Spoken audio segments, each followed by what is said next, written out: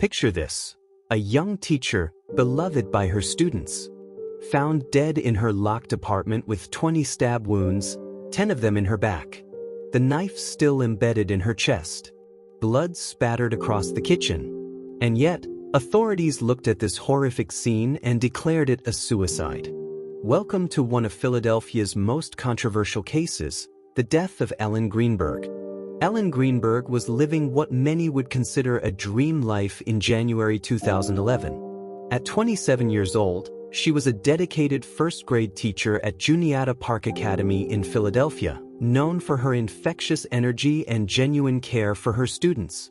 She shared a modern sixth-floor apartment in the trendy Manayunk neighborhood with her fiancé, Samuel Goldberg, a place with stunning views of the Schuylkill River at the Venice Loft Apartments on Flat Rock Road. But beneath this picture-perfect surface, something was wrong. In the month leading up to her death, Ellen's parents and friends began noticing disturbing changes in her behavior. The vibrant teacher they knew seemed to be slipping away, though the full extent of what was happening behind closed doors wouldn't become clear until much later. January 26, 2011, brought a massive blizzard to Philadelphia. Schools were closed, the city was blanketed in snow, and most people were hunkered down in their homes. Ellen was no exception. She was spending the day in the apartment she shared with Sam Goldberg. According to Goldberg's account to police, he left their sixth-floor apartment around 5:30 p.m. to go to the gym, leaving Ellen alone.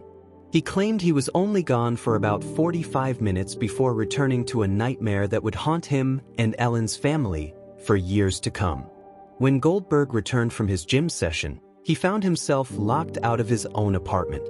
The front door's swing lock, an additional security latch that could only be engaged from inside, was fastened, preventing him from entering with his key. This detail would become crucial to the investigation, as it suggested that Ellen was alone and had secured the apartment from the inside. Goldberg told investigators he knocked and called out to Ellen but received no response. Growing concerned, he sought help from building security. Together, they managed to force open the door, breaking the swing lock in the process. What they found inside defied belief. Ellen Greenberg lay crumpled on the kitchen floor in a pool of blood. A large knife was embedded in her chest, and blood was spattered across the walls and surfaces of the kitchen. The scene was so brutal, so violent, that it seemed impossible to comprehend. At approximately 6:40 p.m., Ellen Greenberg was pronounced dead. But the full extent of the horror was only revealed during the autopsy.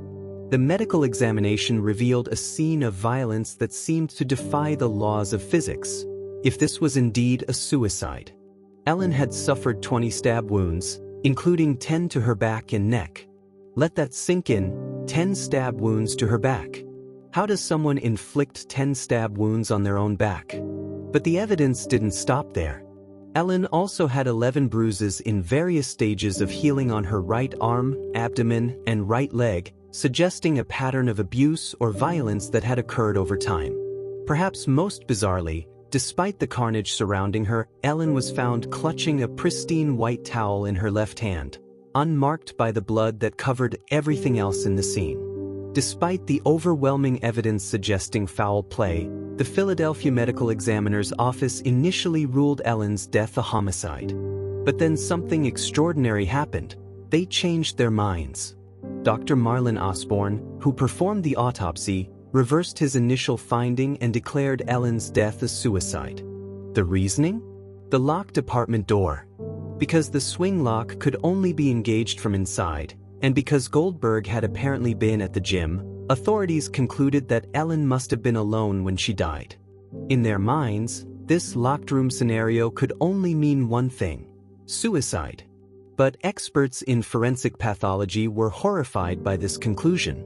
As Ellen's family's attorney Joe Pedraza told the media, the manner of death cannot be suicide. The physical evidence simply didn't support such a finding. Forensic experts who later examined the case found numerous problems with the suicide ruling. The back wounds. The 10 stab wounds to Ellen's back included some that forensic experts determined would have been impossible for her to inflict on herself. The angles and depth of these wounds suggested they came from another person. The timeline, the positioning of the wounds suggested that Ellen was likely already dead or dying when some of the stab wounds were inflicted, meaning she couldn't have inflicted them on herself. The kitchen scene, blood spatter analysis indicated that Ellen had moved around the kitchen during the attack, suggesting a struggle, not a methodical self-inflicted death. The weapon, the knife found in Ellen's chest, was a large kitchen knife from the apartment. Questions arose about whether Ellen would have had the physical strength to drive the blade so deeply into her own chest, especially after sustaining 19 other wounds. The defensive wounds. Some experts noted that the pattern of wounds was more consistent with defensive injuries, the kind sustained when someone is fighting for their life. Ellen's parents, Sandy and Josh Greenberg, refused to accept the suicide ruling. They believed their daughter had been murdered, and they were determined to prove it. They hired their own forensic experts, launched a civil lawsuit, and fought tirelessly to have the case reopened. Their investigation revealed troubling details about the relationship between Ellen and her fiancé. Friends and family members came forward with stories of concerning behavior, though the full details remained sealed in legal documents. The Greenberg family's legal team obtained detailed forensic files, 3D wound analyses of each of the 20 stab wounds, and lengthy depositions from Philadelphia medical examiner officials. One of these officials reportedly stated that Ellen was likely already dead when at least one of the stab wounds occurred, a statement that directly contradicted the suicide ruling. For over a decade, the Greenberg family fought their lonely battle for justice. Then, in early 2025, something remarkable happened. Dr. Marlon Osbourne, the same medical examiner who had changed Ellen's cause of death from homicide to suicide, reversed his position once again. In a move that sent shockwaves through the true crime community, Dr. Osbourne acknowledged that his suicide ruling had been wrong. As Ellen's mother Sandy told CNN, "We're very excited. I mean, never in my wildest dreams did I think anything like this would happen." Even with Dr. Osbourne's reversal, many questions remain unanswered in the Ellen Greenberg case. What really happened in that apartment on January 26, 2011? How did Ellen sustain 20 stab wounds, including 10 to her back, if she was alone?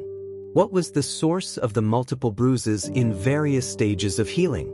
Why was the crime scene reportedly cleaned before police arrived with a search warrant? What role, if any, did others play in Ellen's death? The Ellen Greenberg case forces us to confront uncomfortable questions about our justice system. How does a death with 20 stab wounds, 10 to the back, get ruled a suicide? What does it say about the investigative process when physical evidence seems to be ignored in favor of a convenient theory? For Ellen's family, the fight continues. They want answers, they want justice, and they want the world to know that their daughter did not take her own life in such a brutal manner.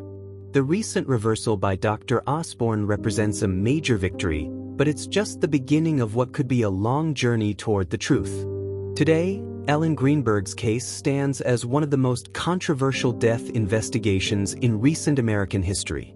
It highlights the importance of thorough forensic investigation, the dangers of tunnel vision in law enforcement, and the power of families who refuse to give up in their search for justice. Ellen Greenberg was a teacher who dedicated her life to nurturing young minds. She deserved better than to have her death dismissed with an impossible ruling. Her story serves as a reminder that behind every controversial case is a real person with hopes, dreams, and people who loved them. The truth about what happened in that Philadelphia apartment on a snowy January evening in 2011 may finally be within reach. Ellen's voice, silenced by violence, may finally be heard through the evidence that has been fighting to speak for over a decade. What do you think happened to Ellen Greenberg? Was this a case of investigative failure, or something more sinister? The evidence speaks for itself, but the complete truth may still be waiting to be uncovered.